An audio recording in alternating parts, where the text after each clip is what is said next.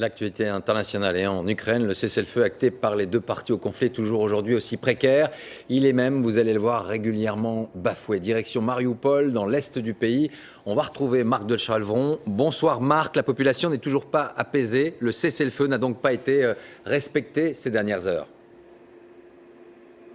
Oui, effectivement, des violations répétées. Laurent, même si il faut le souligner, le cessez-le-feu est toujours en vigueur à l'heure où je vous parle. Donc des violations répétées dès hier soir avec des tirs d'artillerie intensifs à l'entrée de Mariupol, des tirs d'artillerie un peu plus sporadiques en fin d'après-midi. Vous allez le voir dans notre sujet, des affrontements également dans la ville de Donetsk autour de l'aéroport. Bref, c'est comme si rien n'avait véritablement changé et le répit attendu par les populations civiles se fait toujours attendre. Regardez ce reportage que nous avons tourné à Mariupol avec Chloé Cormery et Philippe Frémont.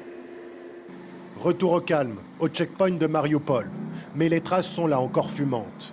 La première violation du cessez-le-feu hier soir, un tapis de bombes et des combattants ukrainiens, plutôt nerveux, ce matin. Nous revenons dans l'après-midi dans l'espoir de pouvoir leur parler. L'un d'entre eux est sur le point de nous répondre. Une grosse déflagration, pas loin. Preuve que ce cessez-le-feu, décidément, ne ressemble pas à grand-chose. Cette cité soviétique collée au barrage ukrainien, aux premières loges des affrontements, et donc très exposée. Ces deux hommes s'apprêtent à passer leur 4e nuit aux abris. Ils se sont préparés à tout. Voilà ma famille adorée. En fait d'abri, il s'agit là des caves de l'immeuble, transformées en refuge collectif, pas forcément adaptés. C'est sûr, s'il y a un tir direct sur nous ou même juste à côté, cette cave sera notre cimetière. Et puis ça dépend du côté où on se trouve. Oui, c'est pour ça qu'on a mis les chaises de ce côté-là. Dans cette direction, il y a le checkpoint. Forcément, dans ces conditions, la cité se vide à grande vitesse. Il y a ceux qui partent et ceux qui ne peuvent pas fuir. Cette vieille dame continue de se rendre sur son champ, entourée de terre brûlée.